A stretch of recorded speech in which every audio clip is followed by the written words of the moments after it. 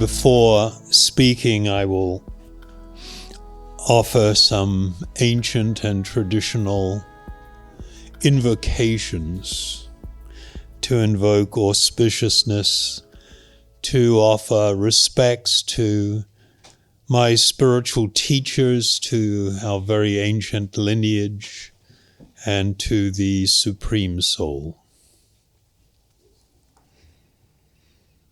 Om Agnatmarandasya Agnajana Salakaya Chaksuru Militanyena Tasmai Sri Guruve Namaha.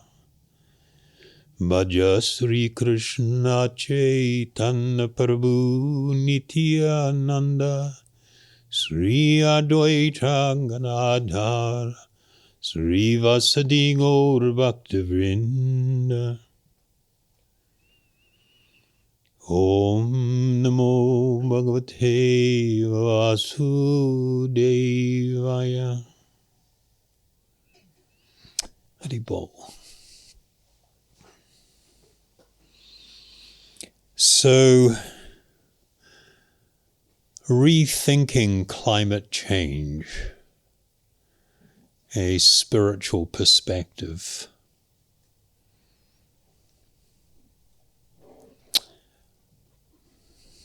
This is kind of a subject that I've actually spent a lot of time studying in different ways for a really long time.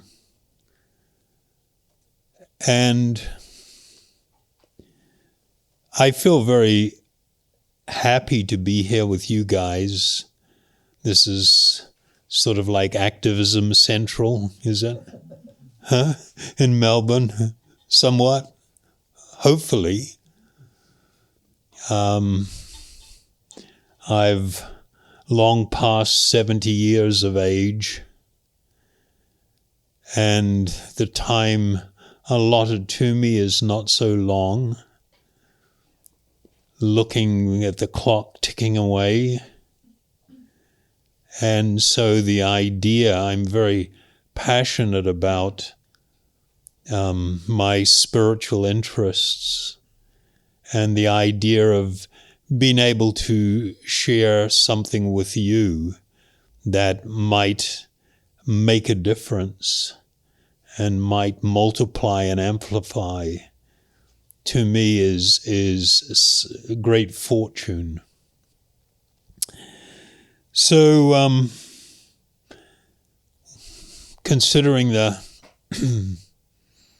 lack of time and the seriousness of the situation, it's going to be a bit of a no-fluff presentation, not meaning to be derogatory or anything, because the urgency is great. And I may end up, and I think there is a massive need to challenge everyone's thinking on the subject. And so I might end up saying something that might be considered controversial or even a little bit challenging. And it's sort of like, well,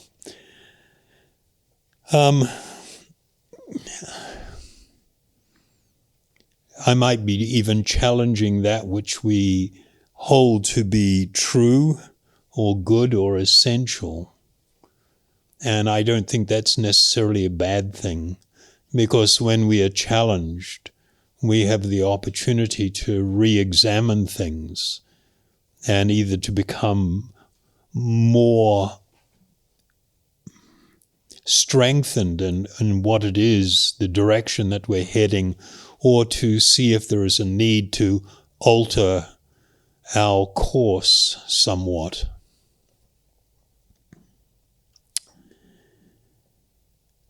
So I wanted to start the talk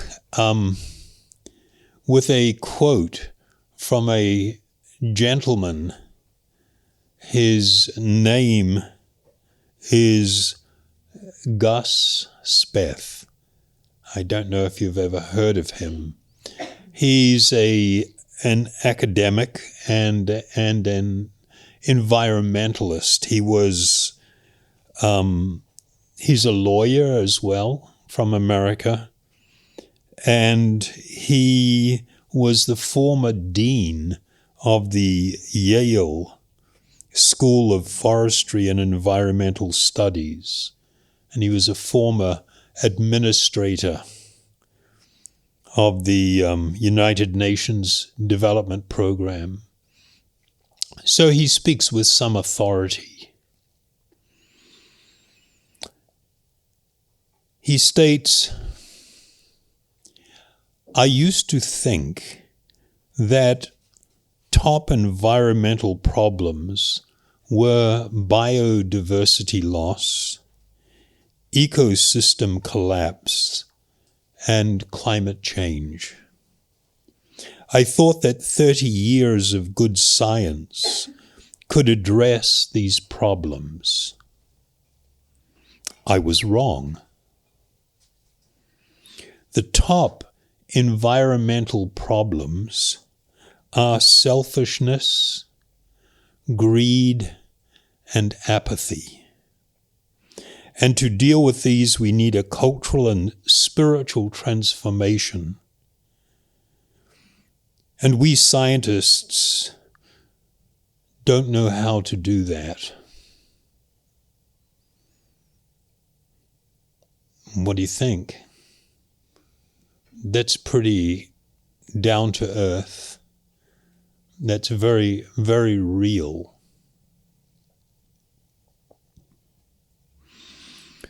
So he points to cultural and spiritual issues as being the heart of all the problems. I'll just address first some of those cultural problems as viewed from a spiritual perspective.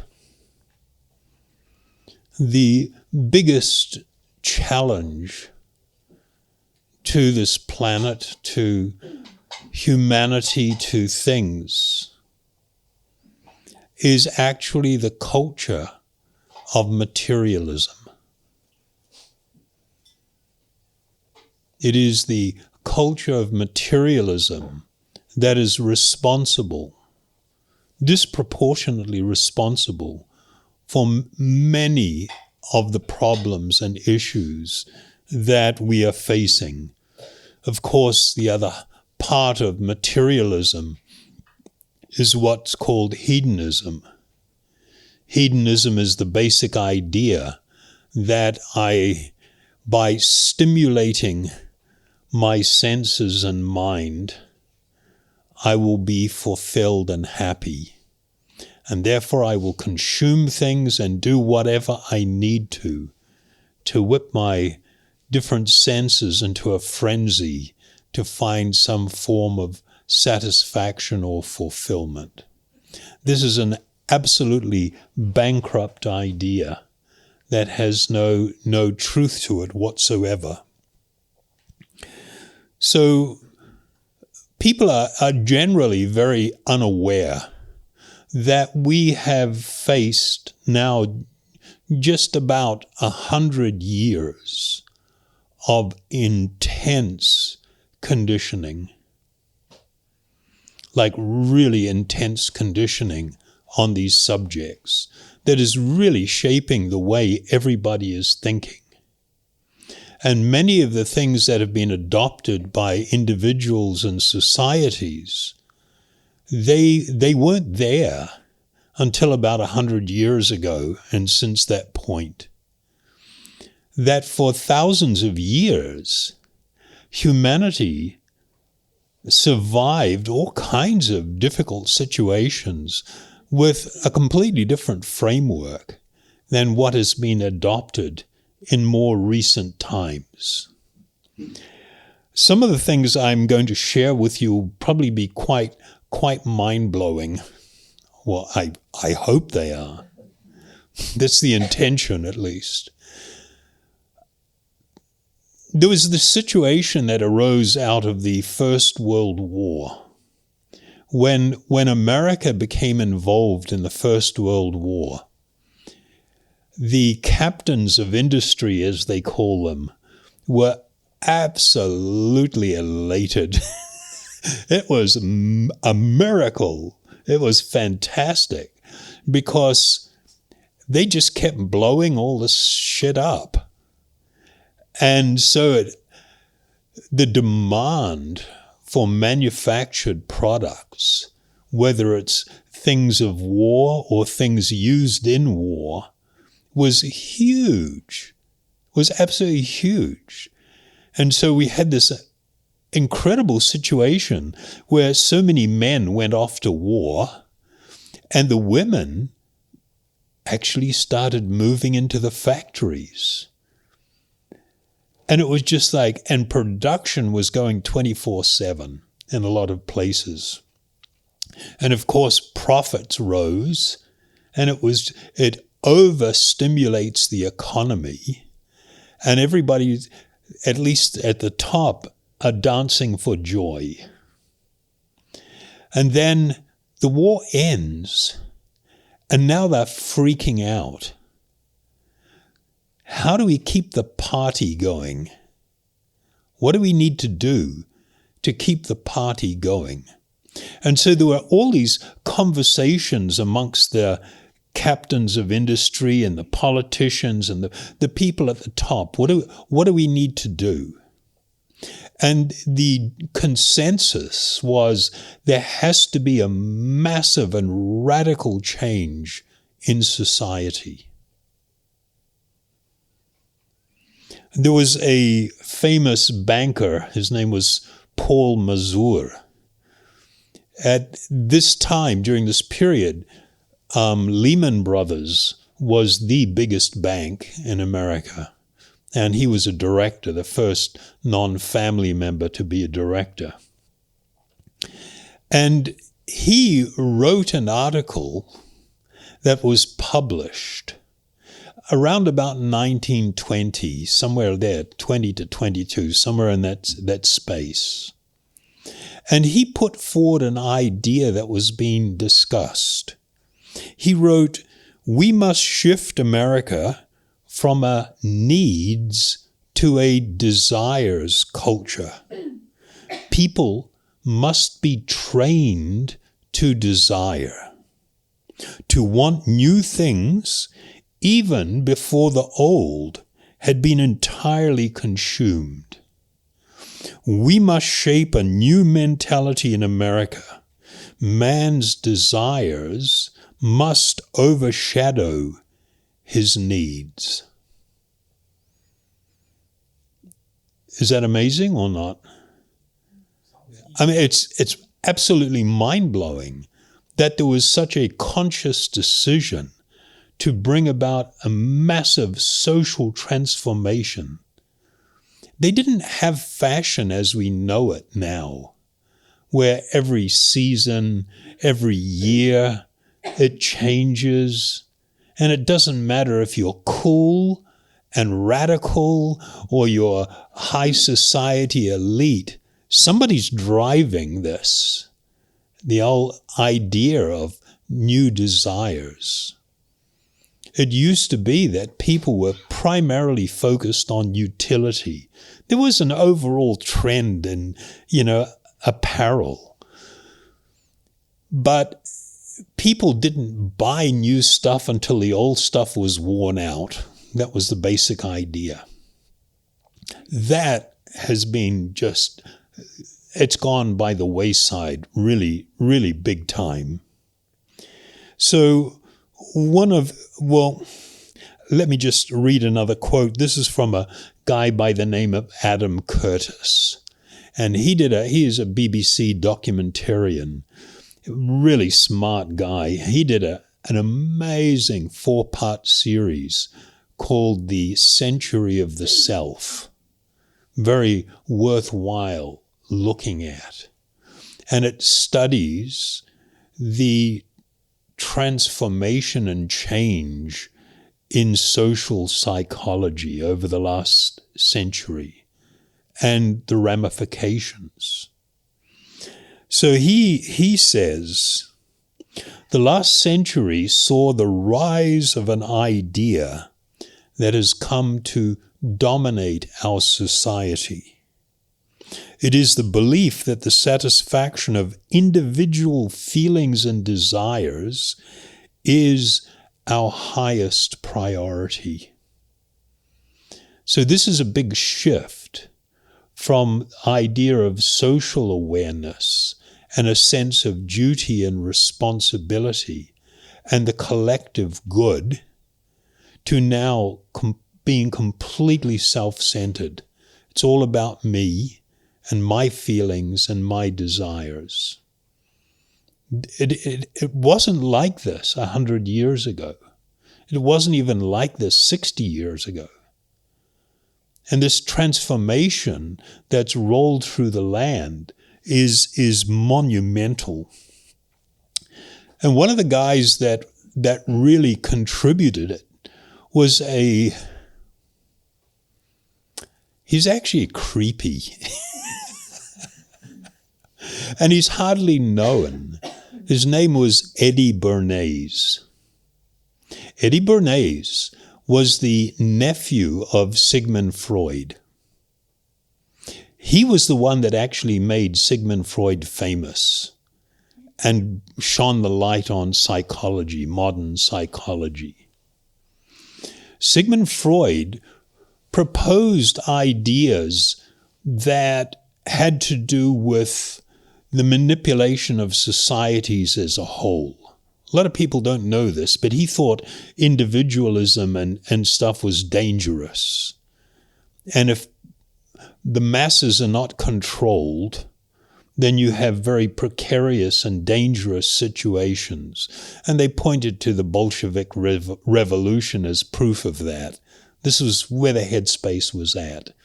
Eddie Bernays became quite good in a craft that was called propaganda.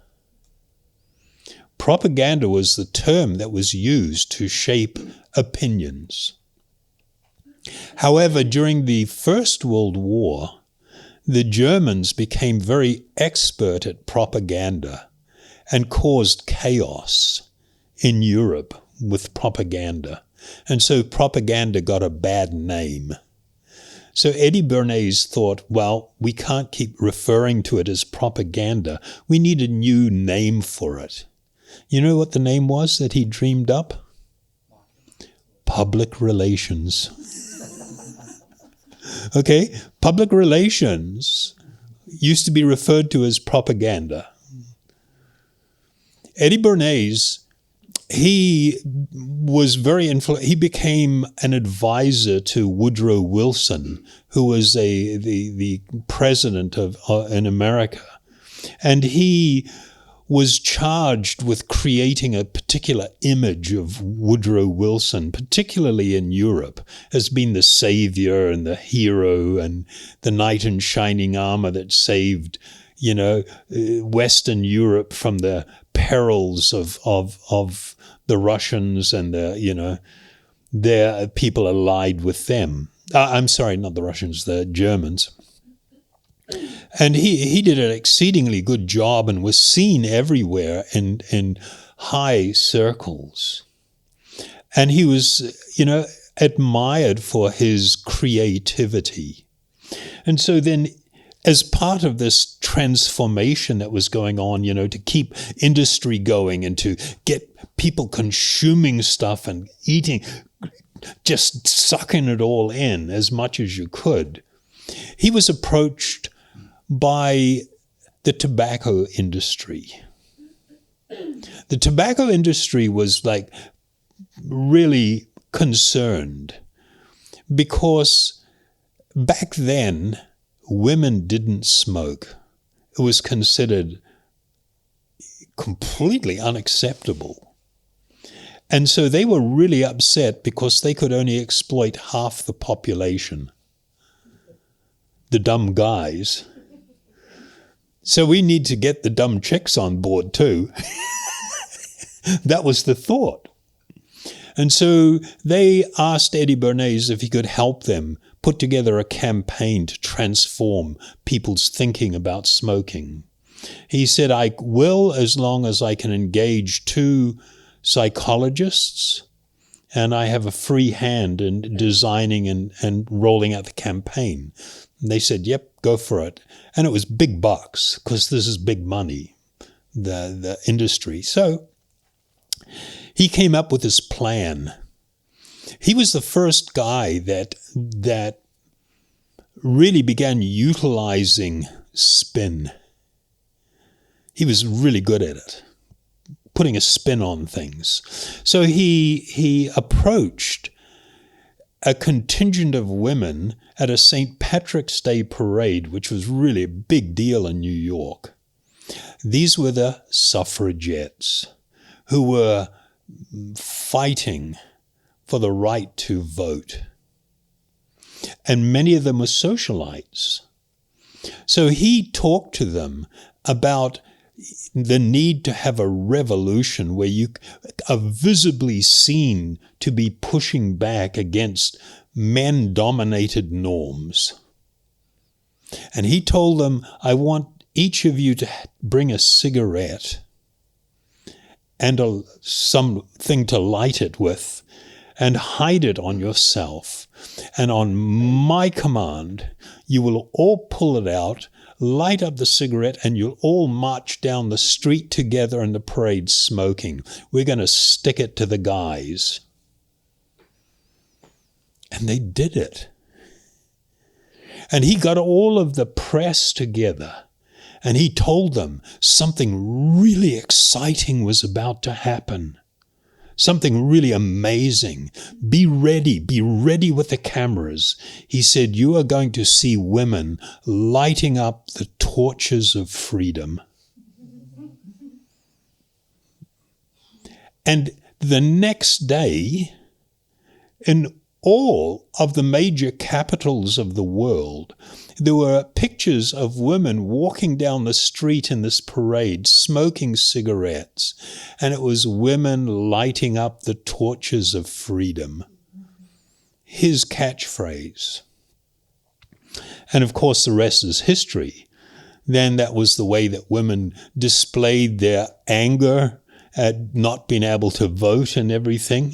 They all just started smoking. And of course, this tobacco company was, oh, this is amazing. How many more millions do you need? We got to keep this guy going. So it was like gross manipulation. He was hugely responsible, or at least carries a great deal of responsibility for the collapse of the economic system during the Depression. He was the one that convinced stockbrokers, the stockbrokers and the government that you need to get the public into buying stocks. He was the one that manipulated that whole thing that led to, it was just catastrophic. So he was rather obscure. The majority of people don't know much about him. But he was the one that started utilizing all of the techniques of psychological manipulation. There was this something that advertising did really quickly was to identify that every single person is feeling some emptiness within. And all you have to do is associate products or services with the promise that this can fill up the emptiness. That's really what it's all about. That's how it works. And of course, over time, they become incredibly manipulative and fine-tuned in the way that you are manipulated to do things. You know the guy that designed the like button on Facebook? Yeah? No, well, I mean, the like button. We know, okay. I mean, that guy, he was charging $15,000 per head for a 1.5-day seminar on how to get people to do things, how to manipulate them with little icons and cute little things and stuff to get people to act on something. It has become so fine-tuned, the use of psychological manipulation. We're not even aware how deeply we are affected and influenced by all of this stuff. So there was another guy that around about the 1930s, he developed what was known as Keynesian economics. Lord Keynes. He became probably the most influential economist in the last century. He really felt that the only way to He was the one that was able to formulate ways of predicting boom and bust cycles in the economy, which was important for governments and it was important for people. But he developed an idea. He spoke of a proposal that prosperity delivered by economic growth brings all good. And the great engine to deliver economic growth was to cultivate in people greed and envy. This is not like, it didn't just happen. They consciously decided this stuff.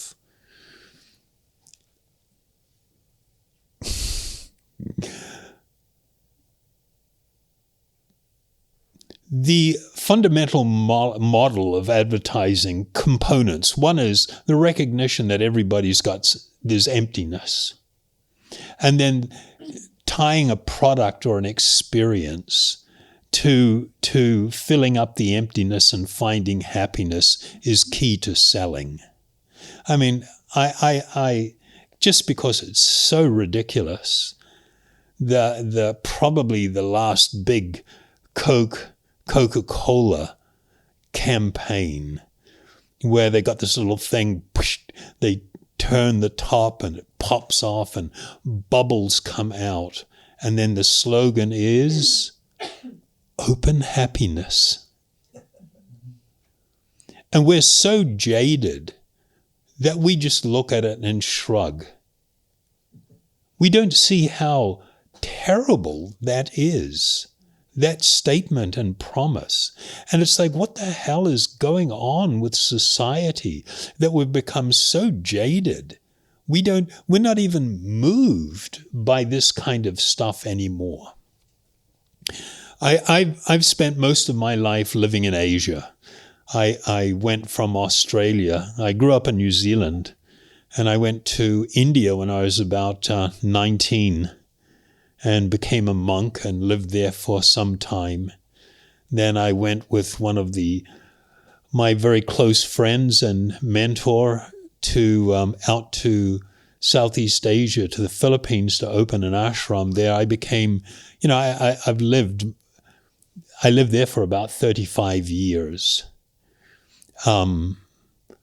I've lived very simply. I know how to build a house, and I built a house with just a machete, a bolu. I can thatch roofs. I've planted rice and pounded it every morning and winnowed it. I've lived that lifestyle. I'm very comfortable in these cultures,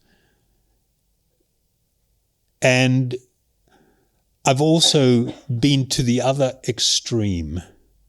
I developed a process for manufacturing or for doing mosaics from semi-precious stones. So I was tied up with the world's biggest jeweler, and we would decorate palaces and private jets and stuff with these just unbelievable stuff. So I've kind of had exposure over a broad spectrum of different social groups. I've been involved in lots of different things, and that way I'm very, very fortunate.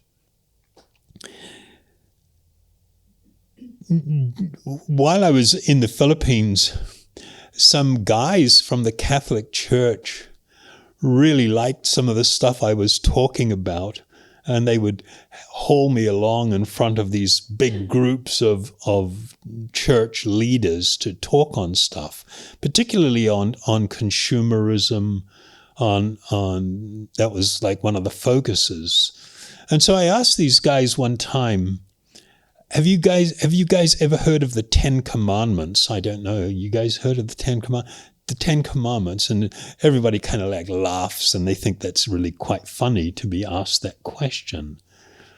And I said, isn't it supposed to be that if you transgress one of these commandments, that you are actually meant to be condemned, that you are off to a really bad place? That thing's not going to be really good for you. And they all, they agree with that. At least that's the teachings. So I asked, well, have you ever heard of one of these commandments, thou shalt not covet thy neighbor's goods? Meaning you shouldn't be looking at what others have and developing or cultivating a desire to have it too. That is considered degraded, sinful. You're out to lunch big time if that's what you do. And I said, so what the hell has happened here? We have a whole economic system that's built on that principle.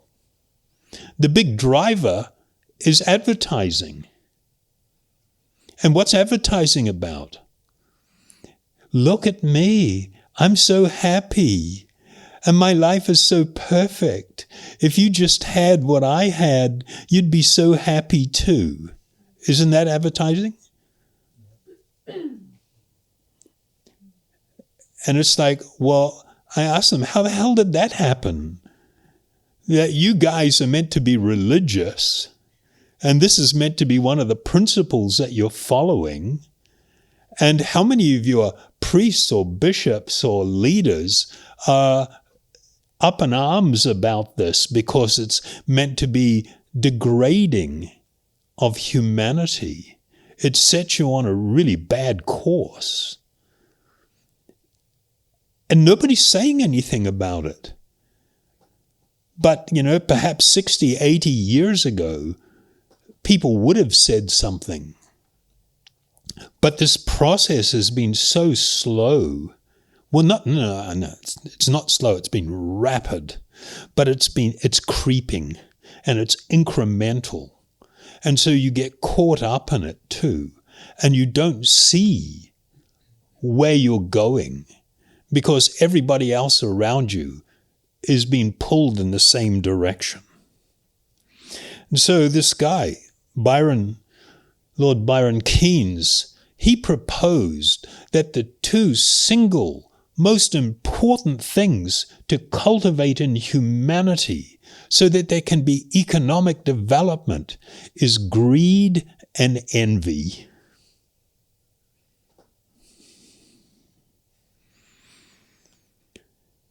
He states, some people objected to that idea when he first proposed it because it was so shocking. And his response, the day might not be all that far away when everybody will be rich, he said. We shall then once more value ends above means and prefer the good to the useful. So he's saying that cultivating these bad qualities in people, making them greedy and envious, we understand that's not good, but it's useful. and we must value the useful over the good until we get where we're going. Then we can once again value the good over the useful. But beware, he continued, the time for all this is not yet. For at least another 100 years we must pretend to ourselves and to everyone that fair is foul, and foul is fair. For foul is useful, and fair is not.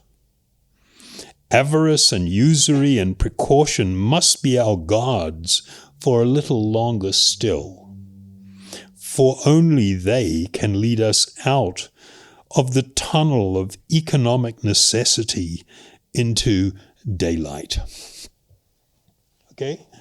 This is the world's preeminent economist talking about completely degrading humanity for the purpose of economic development. And of course, that idea is kind of like, it's really strange. You notice that there's just this pervasive concern about the economic growth. But you ask economists, what are we meant to be growing into? No one can tell you. I mean, if there was a farmer out there planting something and it was growing and he put a stake in the ground and it keeps growing and he keeps watering and fertilizing it, and you ask him, well, what's your job? What are you doing here? Oh, I'm just growing this plant. Yeah, and then what? Nothing. It's just going to grow and grow. It's kind of, he'd be nutcase. He'd be loopy. But economists are doing it with the economy, and that's okay because they got PhDs and stuff. They know what they're doing. It's just astonishing that nobody has described that place that we're aiming for, that when we get there, then we can turn everything down, and now we can just maintain. We are in a situation where the economic growth is there for growth's sake. And all the politicians are terrified if the growth slows down because they get voted out of office, because all the people have been so dependent upon the goodies, and that greed for consumption has been all taught to them. And everybody's been psychologically manipulated.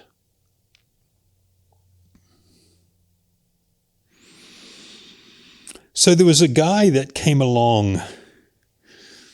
He became well known in the very early 70s. He was considered quite radical.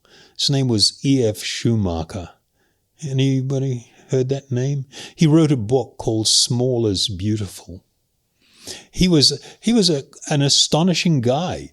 He was an economist, and he had been sent to Burma, Myanmar. In those days it was still Burma, when it was a British colony. And he had gone out there to help the development of the coal industry. Why not? People need the energy, and it's cheap when we get it off these guys, so let's help them develop it.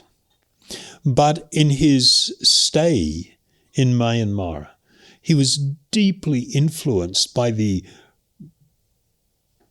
pervasiveness of the Buddhist culture and teachings, where people didn't overly aspire for more stuff and better houses and more goodies to use. They had a different perspective. And he was so influenced by it, it caused him to really rethink things, like really big time. He wrote the following, and you'll see here his thinking. The modern economy is propelled by a frenzy of greed and indulges in an orgy of envy. And these are not accidental features, but are the very causes of its expansionist success. The question is whether such causes can be effective for long, or whether they carry within themselves the seeds of destruction. If the human vices such as greed and envy are systematically cultivated, the inevitable result is nothing less than a collapse of intelligence. A man driven by greed and envy loses the power to see things as they really are, of seeing things in their roundness and wholeness. And his very success becomes failures. If whole societies become infected with these vices, they may indeed achieve astonishing things, but they become increasingly incapable of solving the most elementary problems of everyday existence. We okay here? Yeah?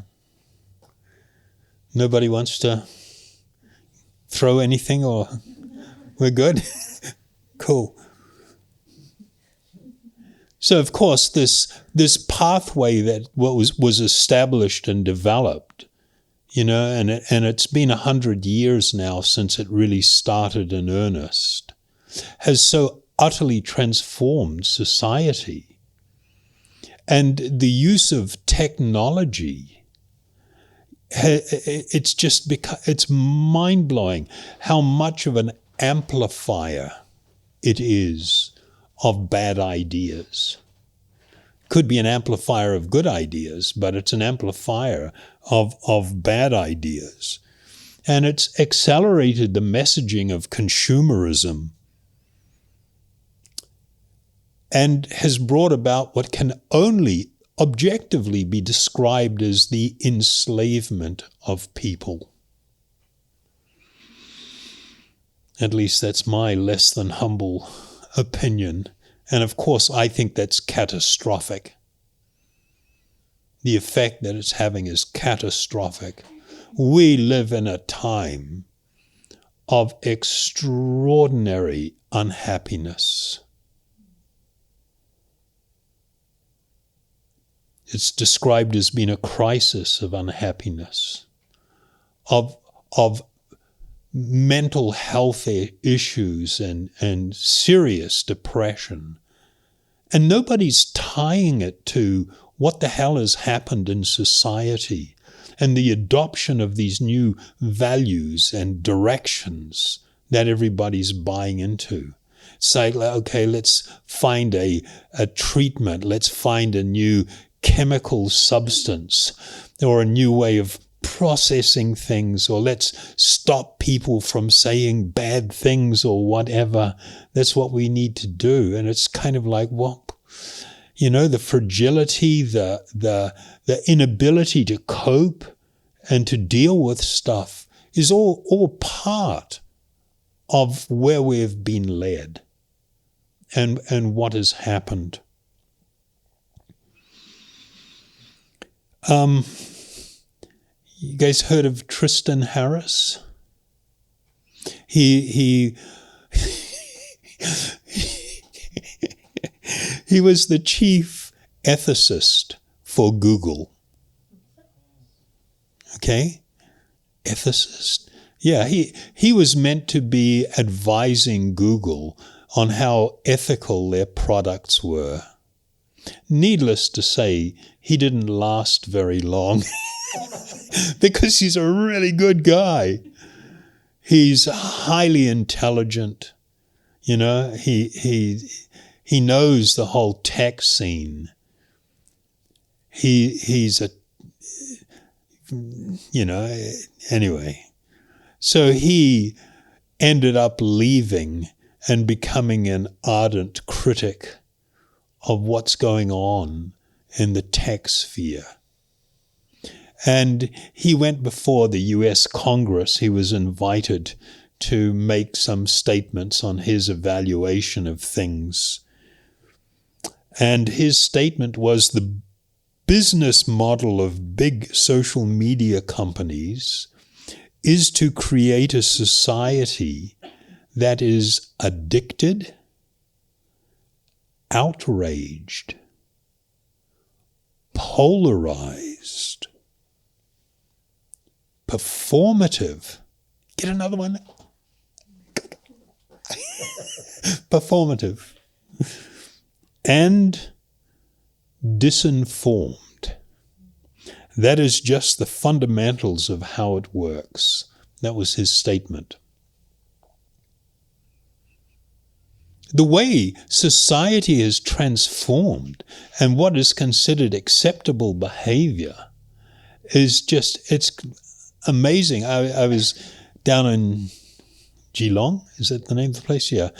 Doing a little talk down there, and we're talking about selfie culture, and I hate that word. I hate it because it's so destructive. It sends out this wicked message. We'll get into that a little bit later. But the idea was, like 15 years ago, before these things showed up, if you were in a park or at the beach or something, and someone came up to you and handed you a camera and said, "Could you please take a picture of me?" You'd go, "Yeah, sure." And they'd go like, and you take a picture. And then they thank you very much. And then they go to the next person. "Could you take a picture of me, please?"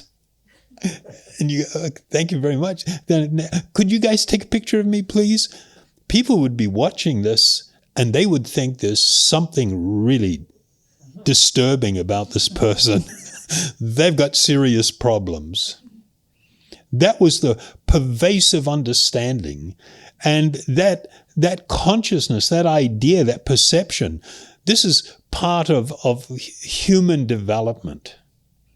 And anybody that was displaying these tendencies was considered narcissistic, very unstable, and not desirable company. Now this has become the norm.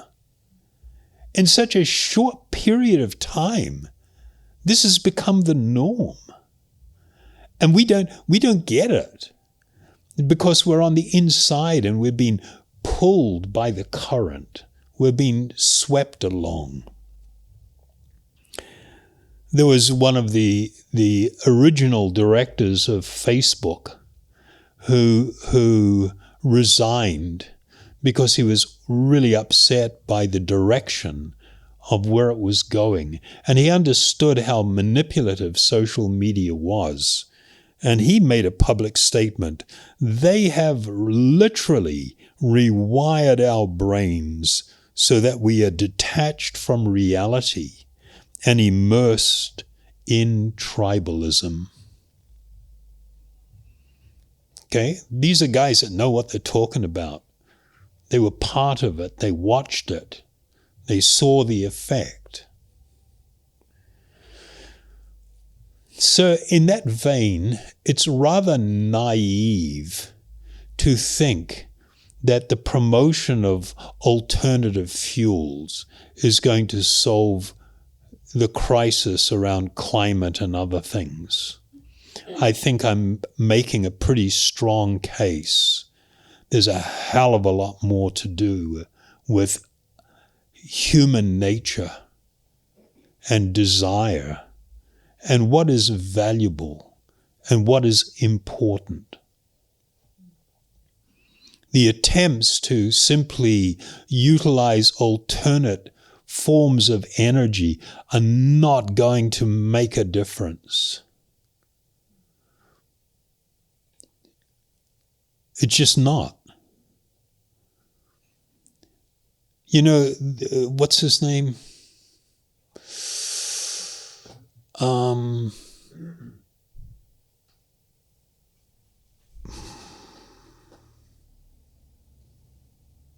Schmidt. He was one of the big guys from Google.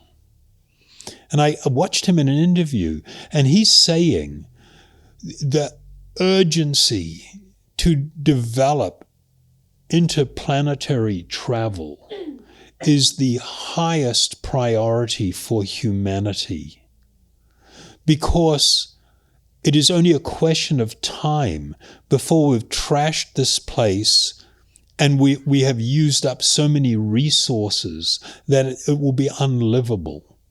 And so we need to be working on it now to make it so we can go other places. And it's kind of like, oh my God, do you even hear what you're saying? It's just like, really? Really? That's the answer? How about we change how we're living? How about we actually, there's some sort of internal revolution of the heart, and we start promoting the idea of living a different way and heading in another direction. It's just like, everybody thinks electric cars are going to solve the problem. People have got no idea. You know that parking buildings in cities are not designed to handle the weight of electric cars. Road barriers on the road are not designed to safely prevent accidents when an electric vehicle goes off the road, because it's like double the weight of a conventional car. One guy says, have you ever seen a lithium mine? The devastation on this vast scale. And then what are you going to do with all of the solar panels? Because they all have a limited life. And you're talking about, people are talking about using thousands of hectares of solar panels. What are you going to do with all the batteries? I mean, they are building in Scandinavia trucks. I was watching a program on it. You know how the weight of the batteries to move an electric truck? 4 tons. 4,000 kilos for one truck. How many trucks are out there on the road?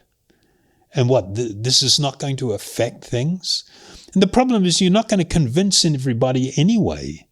The electric grid can't handle the loads that they're talking about. And what are you going to use to generate all the electricity?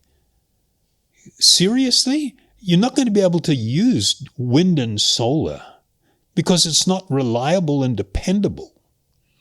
And if you are going to use those, and it's just like so much stuff about this. Personally, I'm really in favorable of renewables. The problem is you need backups to them. But you only need all this stuff because everybody's become so dependent on all the crap that we're told is essential to be able to live a dignified life and to be happy. And it's untrue. It's absolutely untrue.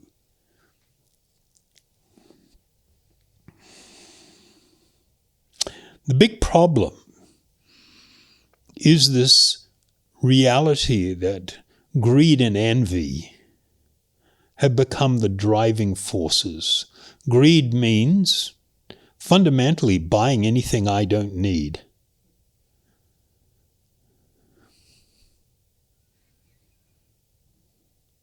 And envy is looking at what others have and thinking, ooh, I need some of that. That's what envy is.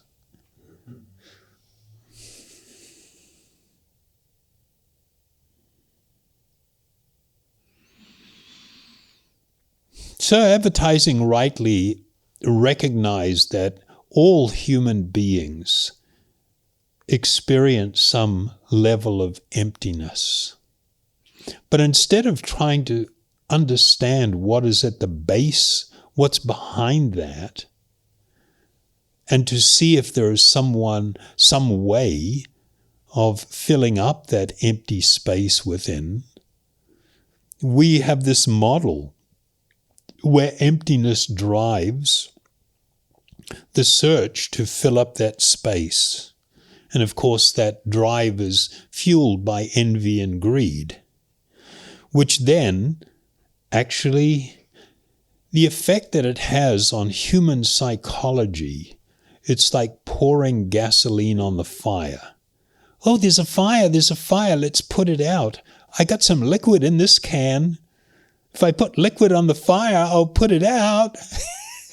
It's gasoline, boom.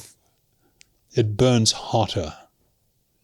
And so we create these dependencies where we're always told, well, if it's not fulfilling me, I've got to kind of turn up the volume. I need to add a little touch of Tabasco. I need a twist of lemon in there or something.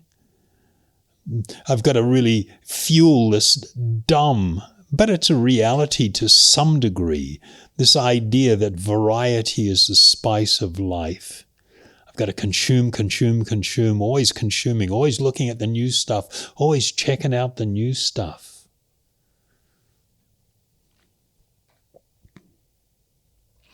There is a perpetual hunger.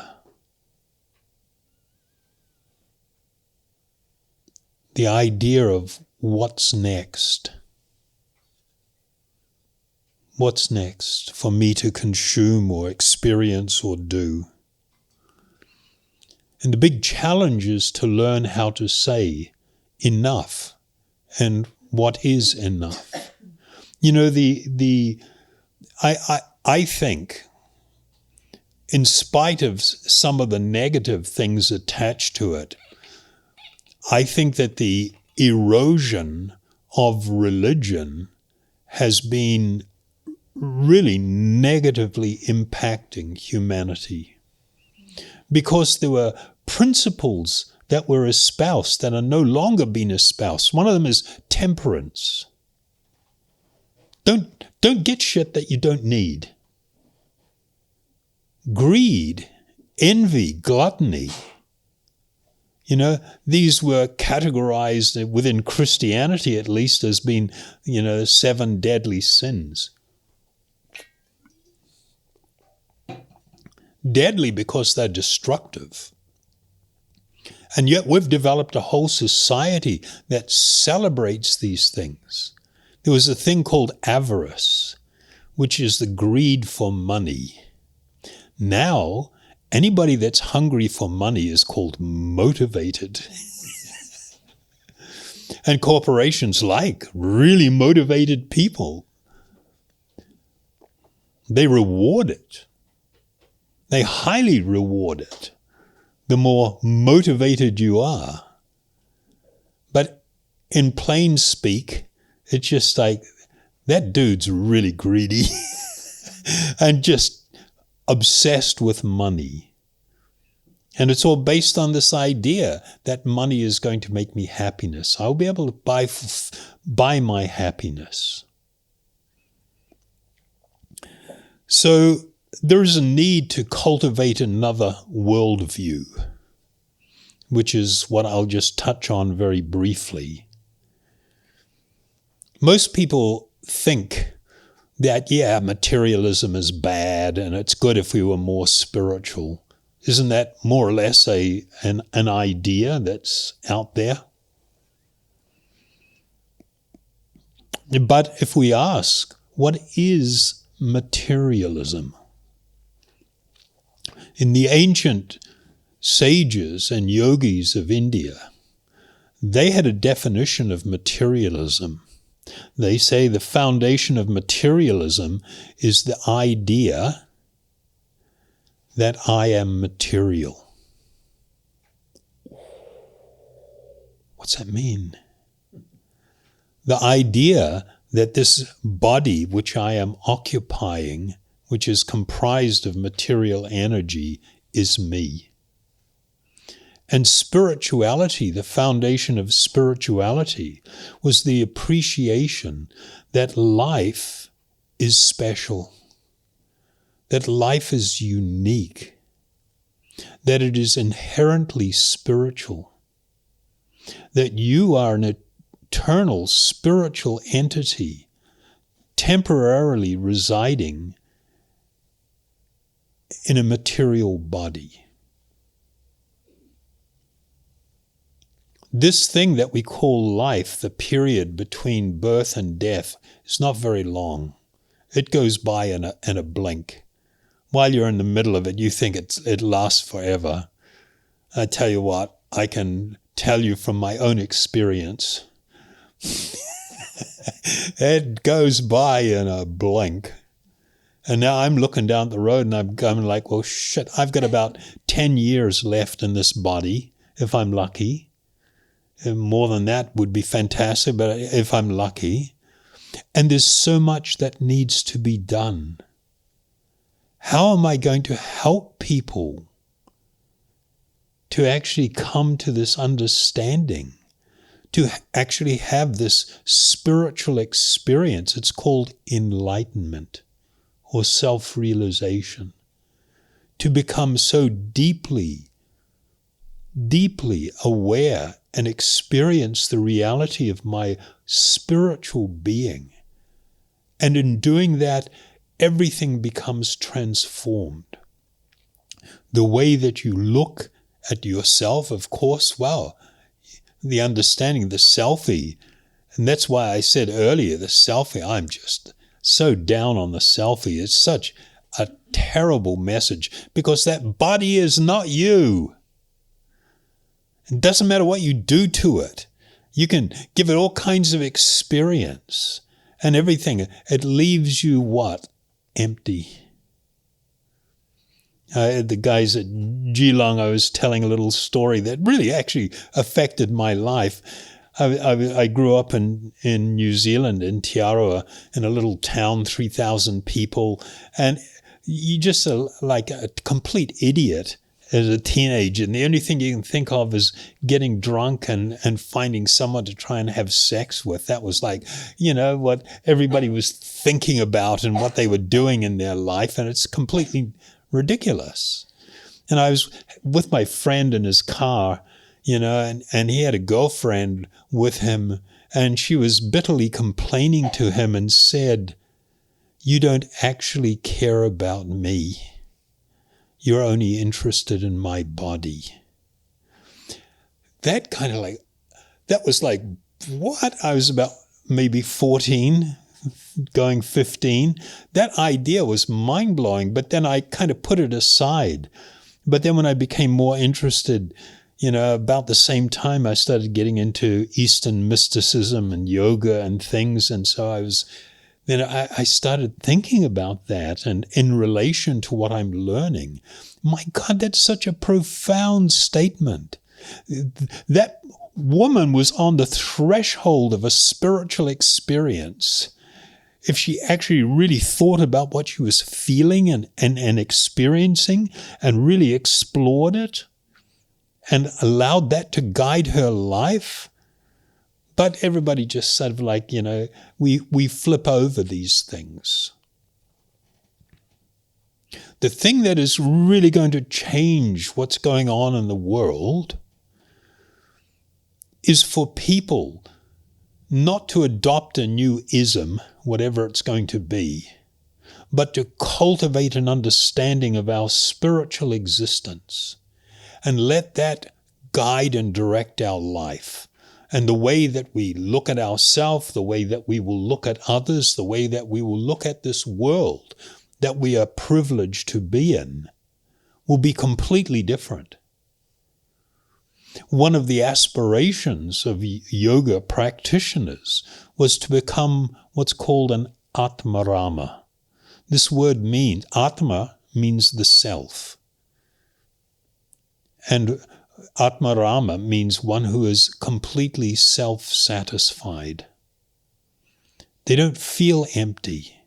They don't come home and go like, what am I going to do now? And flip on the TV or go open the refrigerator and stand there and look like something's going to happen. Or whip the phone out and start scrolling my social media, or call someone and start gossiping about stuff. My God, all that stuff is so pointless and empty and unsatisfying and just leads to a deeper experience of the emptiness and the lack of fulfillment.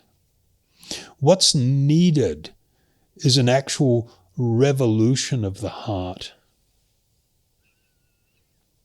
And if I can influence any of you to pursue such a revolution and to seek deeper spiritual answers to the great problems that we face in our lives, don't worry about everything else. Well, I'm not saying don't worry about it at all, but we need to get some of our own stuff done first. If I have nothing to share, then I got nothing to share. If I'm taking care of myself and taking care of the things that need and developing, I have an enormous amount to share and I can be influential. And my humble request is that you kindly consider these things that we're speaking of and to begin your own inward journey to find yourself, your true spiritual being, to have an awakening, to experience the joy of spiritual discovery that is completely fulfilling, to experience the awakening of true spiritual love, and to compassionately share that with others. That is my humble request.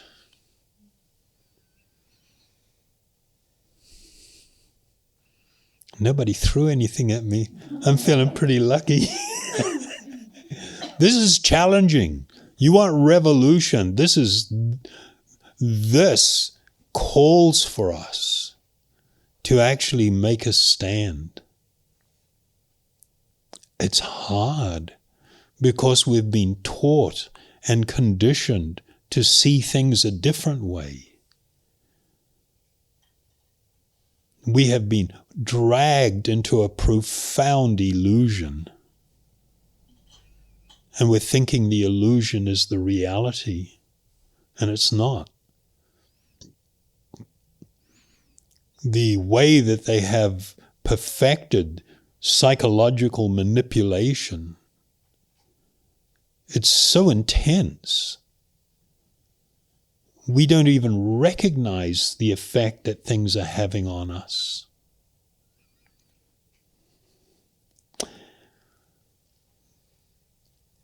Cultivation of yoga, what we call yogic wisdom, is important. I mean, look at this place. You got all these books. Fantastic. What do books represent? Knowledge. But we must seek what is actually eternal, what is spiritual in nature, that is true knowledge. You can have all kinds of understanding about the way the world works and be ignorant, to be very far from any contact with your actual spiritual being, to spend an entire life absorbed in the body as being the self, and then you die. Well, you don't die, you're eternal. You leave. The body dies. Then it was like, well, what was that all for? What did I actually achieve? If I'm still empty, if I'm still lonely, if I'm still in want, what was the value in everything I did? All it did was condition me further to keep going the same way. This is what it means to have a revolution of the heart. The heart means that which we treasure. We must come to value that which is eternal and true and real.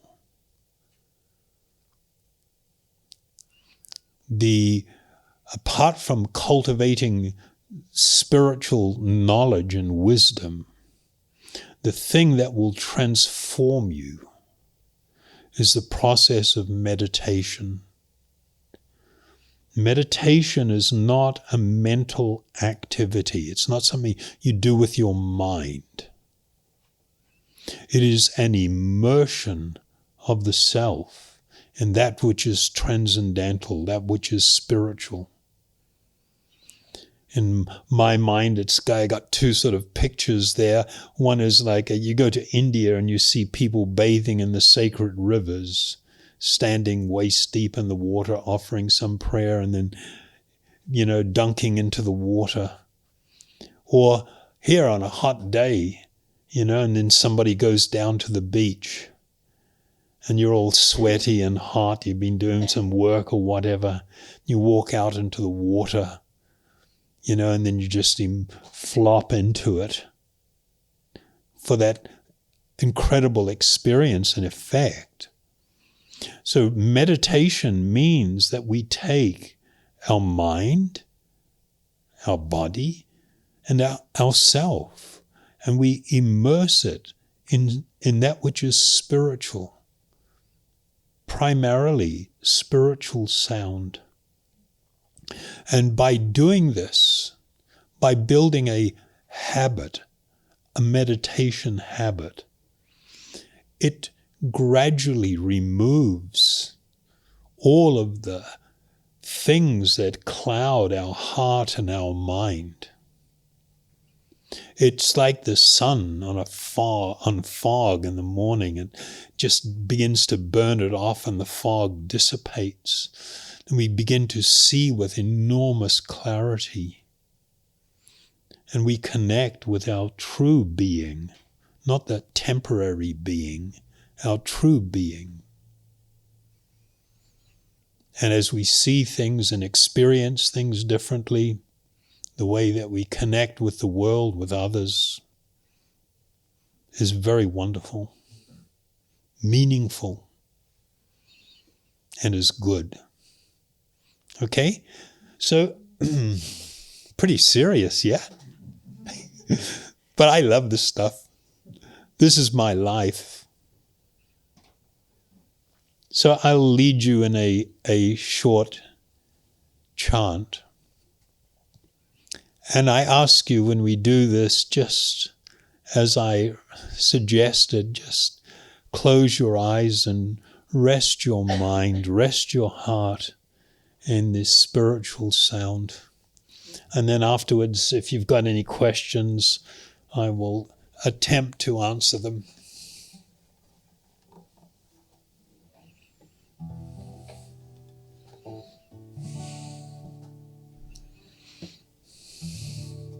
So I'll chant the mantra, Om Hari Om.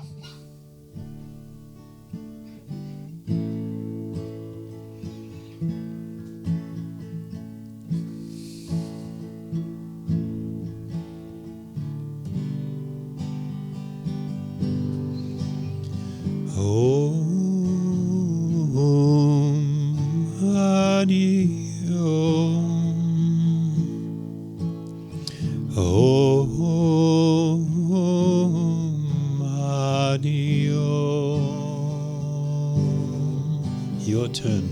Om Hari Om. Om Hari Om.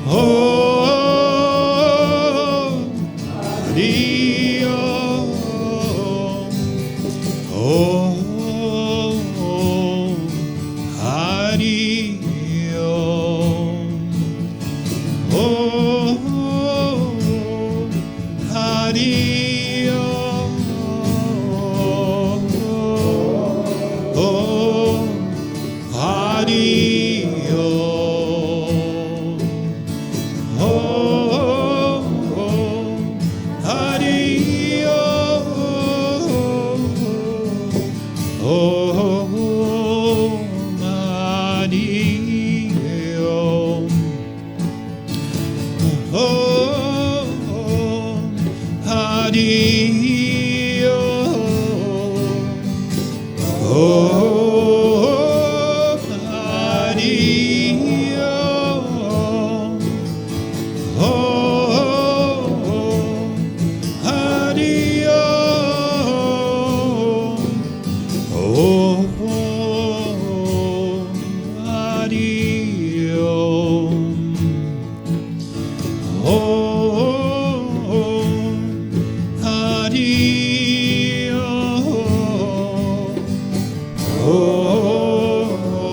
Hari Om. Om Hari Om.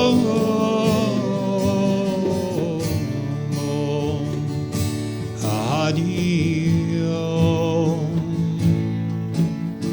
Om Hari Om. Om Hari Om. Om Hari Om.